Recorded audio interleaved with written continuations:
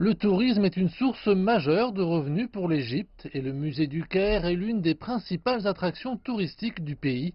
Il accueille chaque année plusieurs millions de visiteurs. Le musée a été inauguré le 15 novembre 1902. Le bâtiment de conception classique a été construit par un architecte français.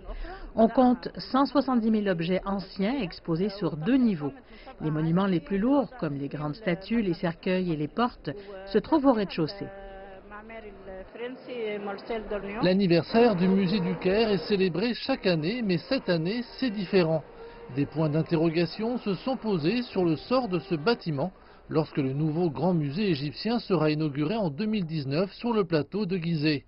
Mais le ministre égyptien des Antiquités, Khaled El Anani, a mis un terme à toute spéculation. Nous envoyons ce soir un message clair. Le musée du Caire ne mourra pas. Nous avons aujourd'hui présenté à nouveau 214 objets. Nous continuerons la renaissance du musée pour qu'il devienne l'un des meilleurs au monde.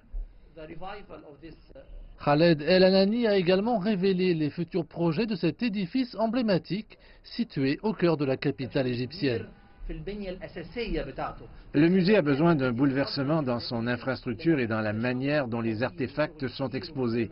Les services de base pour les visiteurs, les systèmes de ventilation et d'autres zones doivent également être améliorés.